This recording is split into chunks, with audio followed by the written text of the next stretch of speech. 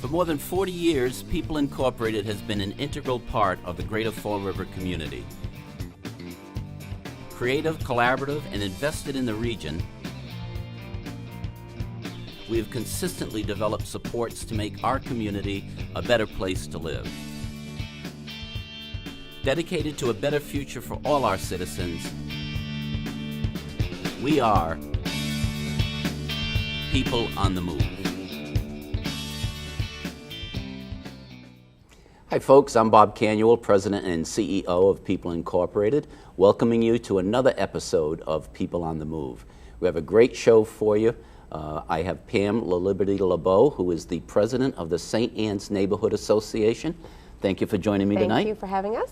And I have Jamie Terrell, who is a member of the St. Anne's Playground Committee. Correct. Which we're going to be talking quite a bit about today because it is an incredibly exciting project that they've been working on that is going to be of huge benefit to the Fall River community and in particularly to the children and their families of kids who have disability issues.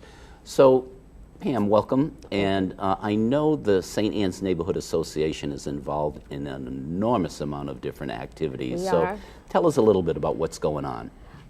Right now, what's going on is we just had our Kennedy Park cleanup.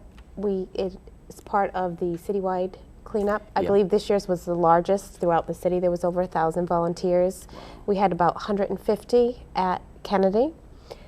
Our next event is our neighborhood cleanup, where we take a section of our neighborhood, about 6 blocks. We weed, we sweep. We're actually going to paint the fire hydrants, and what a difference a painted fire hydrant makes. Yeah. When you see it, they really pop rather than being dingy and sad looking.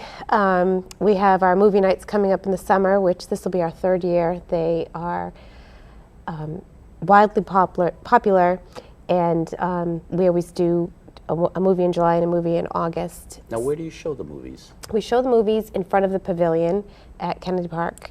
There's a 16-foot screen that Frank Wing brings down. He brings all the sound equipment. He lives for this. He loves it. We choose our movies.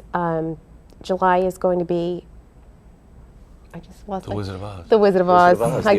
Yes, the original. Oh, awesome. The original. We have face painting. We have popcorn, movie candy.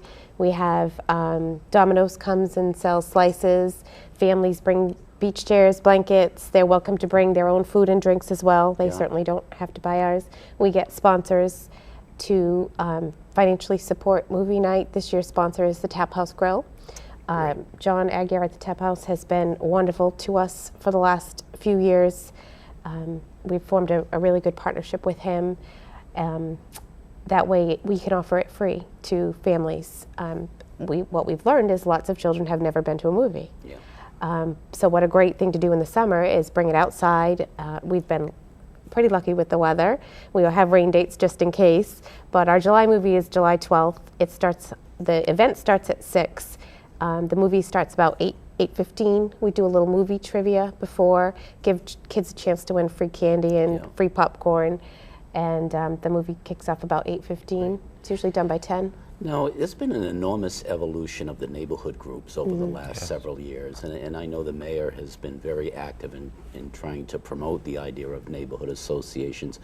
When did you get involved, and what spurred you to want to do this? When I moved here, I'm not from here, but my husband is from here. We live in the house that he grew up in.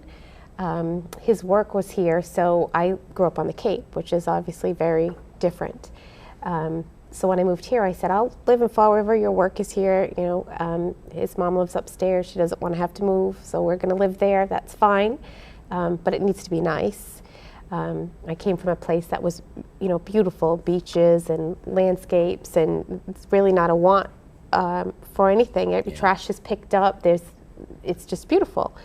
And then you go to a city environment, especially the south end of the city, and it's very different. And we have 3 children, so I said, we'll live here, but it's, it needs to be nice. So I heard about these neighborhood associations, and went to the city hall one day to ask if we had one.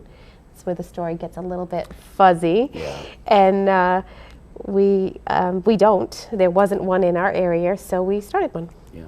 And what is the geographic area that St. Anne's Neighborhood Our Association neighborhood goes covers? from 2nd Street down to Bay Street, and we go just beyond Kennedy Park. Bradford Ave on the Yeah. on the other side. Yeah, I'm still learning my Yeah. street names. Yeah. Don't mind me. I think it goes a little bit further down, and then over to.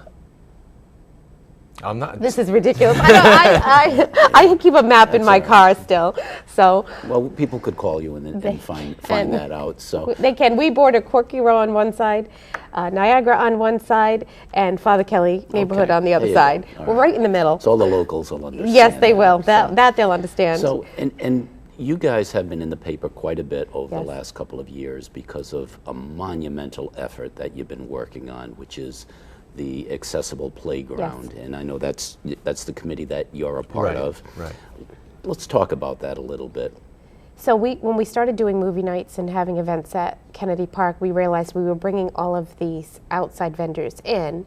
We have this playground that's there now. It's over 15 years old. It was probably beautiful when they put it in, but in 15 years it's been burned, it's been broken, it's been torn apart. It's made of wood and plastic. So in the South End environment of a city, that definitely was not going to stand the test of time. Yeah. So we decided, we adopted Kennedy Park as a neighborhood group, and we decided that the first thing we would do, it would be to take on replacing the playground. Repairing was out of the question. And if we were going to replace the playground and take on this project, it needed to be a place where all children can play, because there is not an accessible playground in a park in Fall River. Right. When we started this project, it was 2011, and the fact that there wasn't one anywhere in the city was not okay with us. We have a few people in our neighborhood that have disabilities, have disabled children. My daughter is one of them. She goes to school in the city with a lot of other children that are disabled. And what we were learning is families like ours, we'd go to the Dartmouth playground, we'd go to the New Bedford playground because we didn't have one. So that became our mission, was we were going to build an all-inclusive playground, and not just for kids that might be disabled, but an able-bodied child might have a disabled parent, Yeah. and that parent might want to be participating with their child, and then they can't as well. So it was going to be a place where all the kids could play. So that's what we did. Awesome. Jamie, how'd you get involved? I made the mistake one time of telling Pam, if you need anything, give me a Oh, call. yeah. And it's been about 7,000 phone calls later. I actually don't live in the St. Anne's neighborhood area. I grew up around North Park. I raised my family around North Park, but this is a project that's just so worthwhile. It's not just going to be confined to people from Kennedy Park. Obviously, it's citywide and beyond, because it will be the only handicapped accessible playground in the area. And I just thought it was such a worthwhile project that I would get involved, and have been now for going on Yeah. 2 years. 2 years. But we're there. We're there. We're right at the ready to go point. So it's a great time. And we're honored to be, a very small part of helping you guys to be able to. And we appreciate it. yes, we That was do. a big part of this, because the city obviously wasn't in a position financially to just take on this project. So we took it on, and it was going to be our own fundraising out in the community.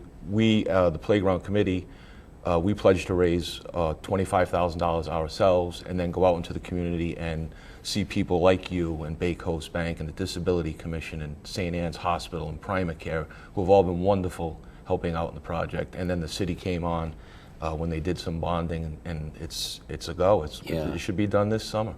I had the luxury of seeing the plans, that you guys had showed me Yes. maybe a month or two ago, and it was incredibly impressive. Could you talk just a little bit about what the actual playground is going to include? Well, there's going to be two sections, one for 2 to 5 year olds and another section for 5 to 12. It's going to be basically where the playground is now in the Grove at Kennedy Park, but on a larger scale. The Playground Committee, Pam and the folks on the committee, not me so much because I don't have the patience for a lot of things, but they painstakingly picked out every single piece of equipment that's going into that playground. They visited a number of other handicapped accessible playgrounds in the area and outside of the area. They worked together with Game Time, who was the company that was ultimately chosen to provide the equipment. And it's going to be quite the thing. There's wheelchair ramps, there's handicapped accessible, all the areas are handicapped accessible, including the picnic tables.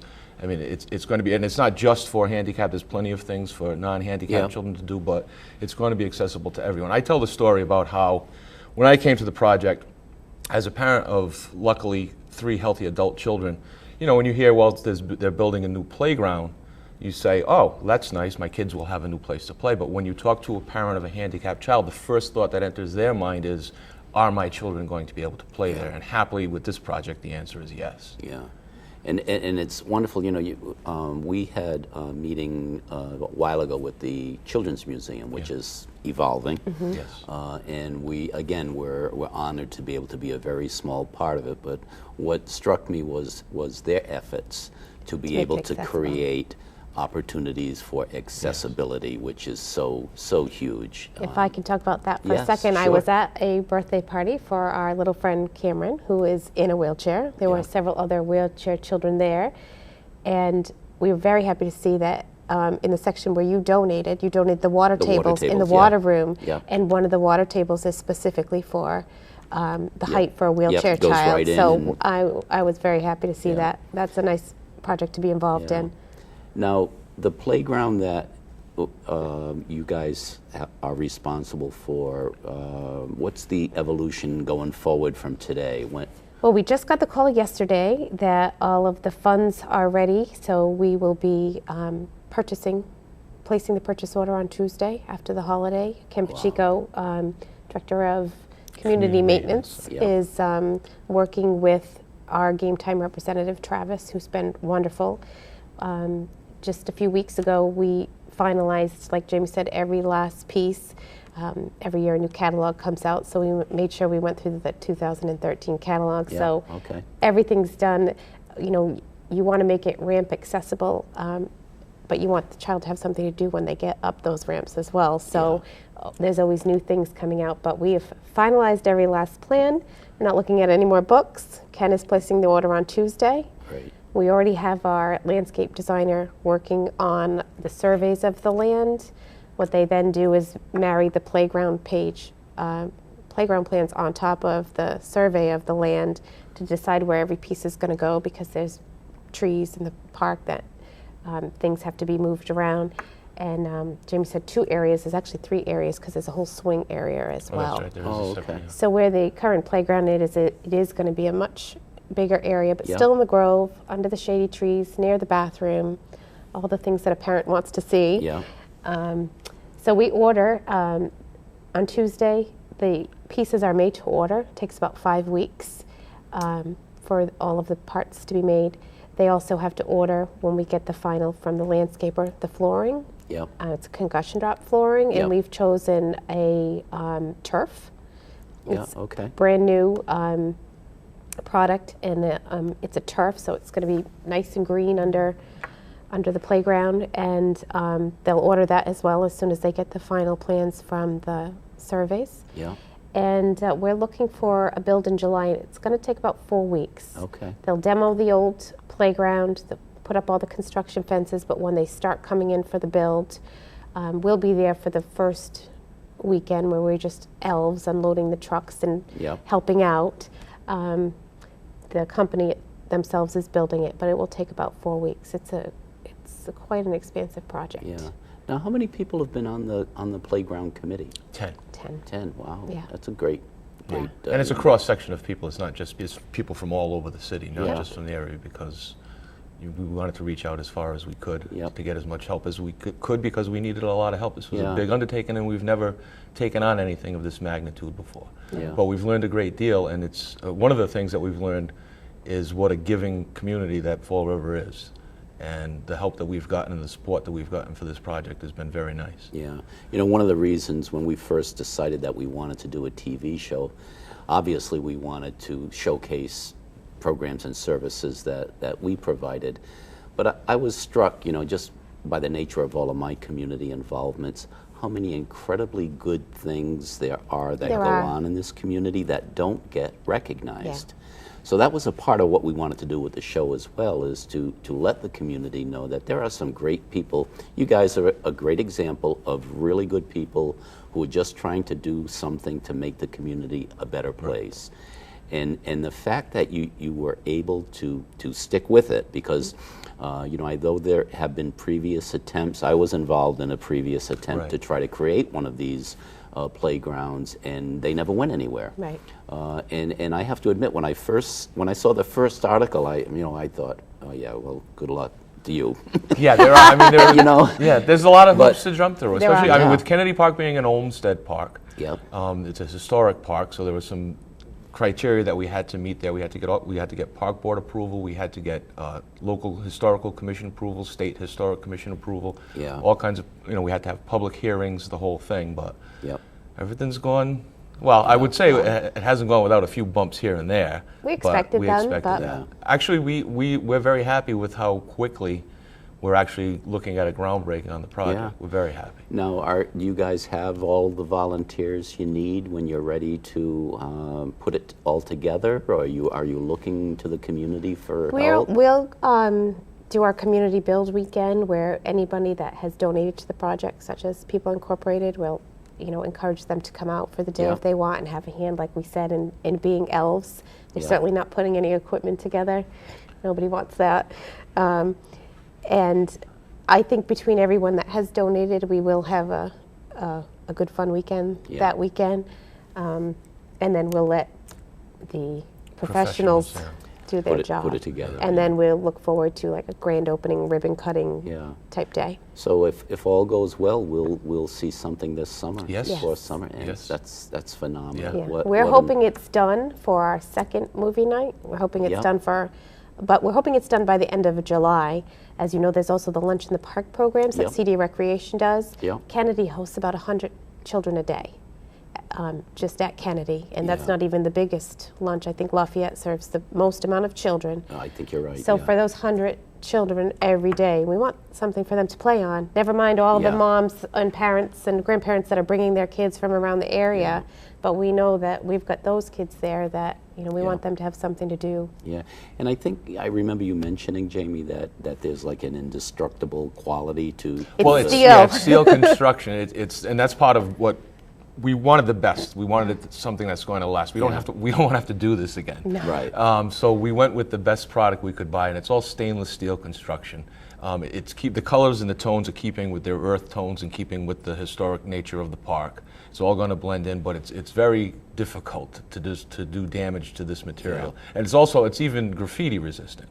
There is a solution that comes that if someone does tag any of the areas, we can actually just remove it and wash it off. So we went with the top Right. of the line stuff, Good, which yeah. added to the cost, but I think in the Yeah. long run, the durability of it Yeah. is going to be worth the initial investment. Great. Now, Pam, you mentioned the painting of the fire hydrants. Mm-hmm. Any other new activities that you've got that are going to be going on through the association, or that you'd like to be able to? We're to putting another create? round of neighborhood banners up. Yeah. We are doing fire hydrants. We've been painting down the park. At the cleanup, we painted all the park benches. There are some hydrants that need to be painted. We've painted ball field fences. Now that it's summer, we're concentrating on our 2 movie nights. We have Yeah. the Kennedy Park Car Show the last Sunday in September, Okay. which is a giant event. We line all of Park Drive with about 150 classic cars that come in from all different towns, all different states. Yeah. So we'll be focusing on the 2 movie nights and the car show and then our neighborhood cleanup. That's in 2 Yeah. weekends. Now, when you have a neighborhood association meeting, how many people typically It show up? varies anywhere from 10 to 30, 40, depending on the topic, depending on the Yeah. weather, Yeah. things like that. As in any organization, you have a core group of people that are always Yeah. there. You can always call them, and then there's more layers to it. And then when Yeah. you have events, they'll all come out and help.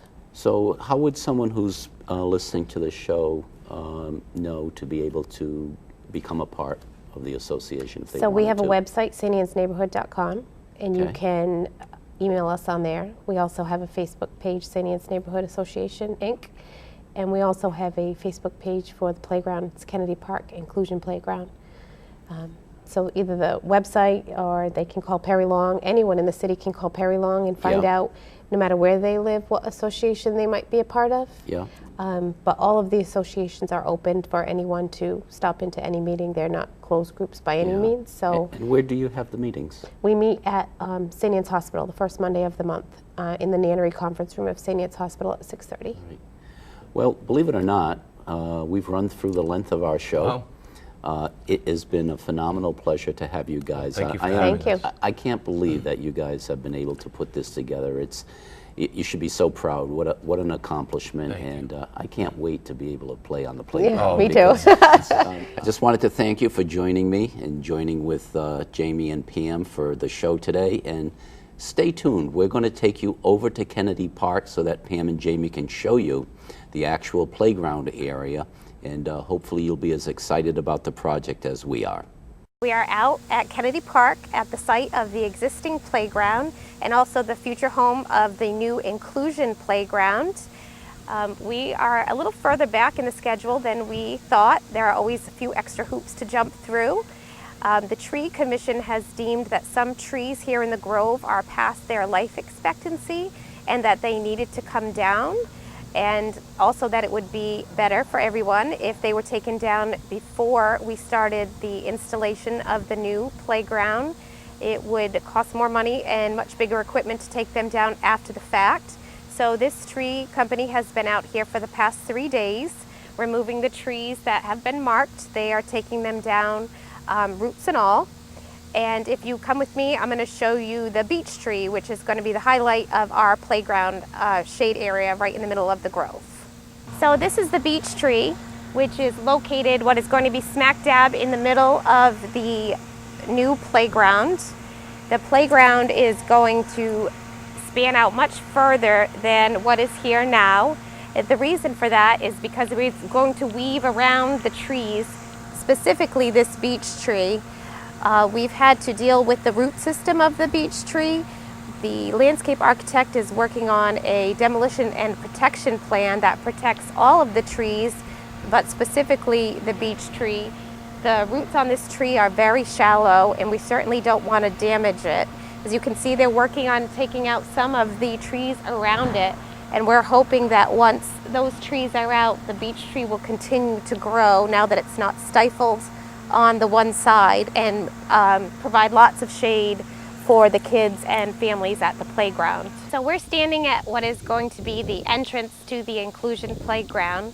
When they start the landscape design, they have to make all of the pathways in and out of the playground accessible. And from where we are, this is the meeting up point, I would say, of where there's going to be handicap spots along with regular parking spots in the existing park. There's also going to be handicap spots added onto the Middle Street side. When you come from the Middle Street side, the walkways will be sloped according to compliance rules. They're going to go down to the warming house, which houses the park department offices, but it also houses the bathrooms, which is very important for kids and families. The bathrooms are open during the week. And from there, it will come down to here, which is where we foresee our big donor board of everybody that has helped to bring this project to fruition. And from here, the playground is going to span out throughout the Grove. It is going to be a 5 to 12 year area, an area of swings, and a 2 to 5 year area on the other side of the swings, kind of separating the little kids from the big kids with the swings in the middle. There are also going to be accessory pieces all around the playground. As we said before, the playground is all steel, the slides are all steel. It is going to take about 2 weeks after they've done all of the demolition and grading and landscape work here on site. It's going to take about 2 weeks to install all of the equipment, and then it's going to take another 2 weeks to install all of the flooring. So we are looking at the entire month of September for the build. The entire site will be fenced off. I've been told it's about a 6-foot construction fence to make sure no kids can get onto the site and get hurt in any way possible. Unfortunately, they won't have an area to play for the months of August and September, but we think they'll be very happy with the finished project, that they'll be able to play on what's coming for hopefully a lifetime, hopefully my lifetime, since it's made of, it's a complete steel product. So if you look at the old playground, it was made of wood and it was made of plastic tubes, and it just hasn't stood the test of time. That's been here for about 15 years. There's still kids playing on it, what's left of it. The slides have gone. There were 3 slides there. Those have gone. There are many steps that are missing. We were told that this is going to come down regardless of whether our project was going or not, because this is just now unsafe for kids and families to be playing on. So in closing, I wanted to give you some information about the project. We are looking at an August 9th groundbreaking. We are working on the press release for that right now, today actually. We are looking at the installation in September, and we are looking for a big ribbon cutting ceremony in October. That will be a day with food and music and hopefully lots and lots of kids playing on the playground. We wouldn't be able to build this playground without donations that we've gotten from all over the city. People such as Primacare, Bay Coast Bank, People Incorporated, St. Anne's Hospital, the Disability Commission, the Kiwanis, the Carousel Lions. The list is very long. We are still fundraising. Our committee is still taking donations. Anybody that wants to be involved in the project, you can find us.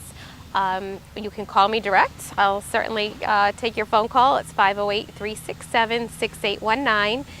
Our St. Anne's Neighborhood Association page is on Facebook. There's a Kennedy Park Inclusion Playground page on Facebook, and we also have our website at stanneann'sneighborhood.com. You can go through any of those measures if you would like to make a donation, or if you just have questions or want to keep updated on the playground. You can find us on any of those sites.